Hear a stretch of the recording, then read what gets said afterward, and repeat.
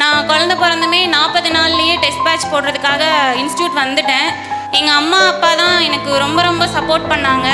ஆனால் இப்படி ஒரு மேடை கிடச்சிருக்கு, அவங்களுக்கு நன்றி சொல்கிறதுக்கு ரொம்ப தேங்க்ஸ் அம்மா. அதை ஏற்படுத்தி கொடுத்த டாப் இன்ஸ்டியூட்டுக்கும் ரொம்ப தேங்க்ஸ் அம்மா. மேடைக்கு வாங்க.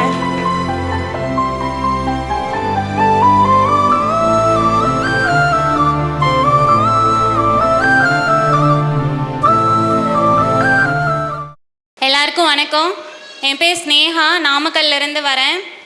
இந்த மாதிரி ஸ்டேஜில் ஏறதுக்கு படபடப்பாக தான் இருக்குது. நான் வந்துட்டு 2021 படிக்க ஸ்டார்ட் பண்ணிட்டேன். ஆனால் கண்டினியூஸாக படிக்க முடியல. நடுவில் கல்யாணம் அப்படி இப்படின்னு போயிடுச்சு.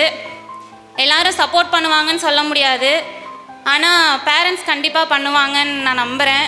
நிறைய கணவர்களும் இருக்கீங்க, அவங்களுக்கும் ரொம்ப நன்றி உங்கள் மனைவிகளுக்கெல்லாம் சப்போர்ட் பண்ணுறதுக்கு.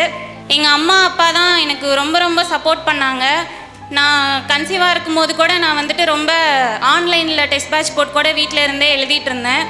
நான் குழந்தை பிறந்துமே 40 நாள்லேயே டெஸ்ட் பேட்ச் போடுறதுக்காக இன்ஸ்டியூட் வந்துட்டேன். எங்கள் அம்மா வந்துட்டு தான் என் குழந்தைய பார்த்துக்கிட்டாங்க. இப்போ வரைக்குமே என் பையன் எங்கள் அம்மா கையில் தான் இருக்கான். எங்கள் அம்மா அப்பா வந்துட்டு பழைய இரும்பு கடை தான் வச்சுருக்காங்க. ஆனால் நான் படிக்கணுங்கிறதுக்காக அவங்க கடையே திறக்கிறதில்ல. இப்போ வரைக்கும் கடை மூடி தான் இருக்குது. அது வந்துட்டு நான் படிக்கணுங்கிற ஒரே காரணத்துக்காக எங்கள் அம்மா அந்த கடையை மூடியிருக்காங்க.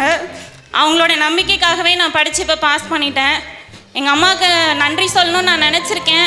ஆனால் எல்லோரும் அம்மா அப்பாவுக்கு நன்றி சொல்கிறதுக்கு முடியாது, அவங்க யாரோ மாதிரி போயிடுவாங்க நம்ம நன்றி சொன்னோன்னா. ஆனால் இப்படி ஒரு மேடை கிடச்சிருக்கு, அவங்களுக்கு நன்றி சொல்கிறதுக்கு ரொம்ப தேங்க்ஸ் அம்மா. அதை ஏற்படுத்தி கொடுத்த டாப் இன்ஸ்டியூட்டுக்கும் ரொம்ப தேங்க்ஸ். நிறைய பேர் கேட்டாங்க எங்கள் அம்மாவை, ஏன் பொம்பளை பிள்ளைய இவ்வளோ படிக்க வைக்கிறீங்க அப்படின்னு. என்னை 2 டிகிரி படிக்க வச்சுருக்காங்க. நான் எம்எஸ்சி அக்ரிகல்ச்சர் படிச்சிருக்கேன். எல்லோரும் கேட்டாங்க சரௌண்டிங்ஸில் ஃபுல்லாக பொம்பளை பிள்ளைய ஏன் படிக்க வைக்கிறேன்னு. எங்கள் அம்மா அப்போ பதில் சொல்ல முடியல. இப்போ அவங்க பார்வையாலேயே அவங்களுக்கு எல்லாத்துக்கும் பதில் சொல்கிறாங்க.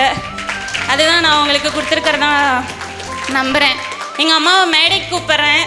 என் பையனோட நானும் எங்கள் அம்மாவும் வந்திருக்கோம். அப்பாவால் வர முடியல. அம்மா மேடைக்கு வாங்க.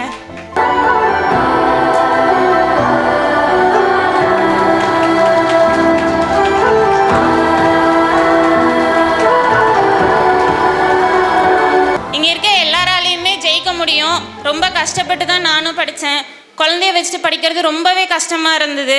அதுக்கேற்ற மாதிரி டைமிங் மாற்றிக்கிட்டு தான் படித்தேன். பகலில் படிக்க முடியாது, நைட் ஸ்டடி தான் பண்ணுவேன். நைட் 2 மணி 3 மணி வரைக்கும் கூட படிப்பேன். ஆனால் பகலில் தூங்கிடுவேன் குழந்தையோடையே.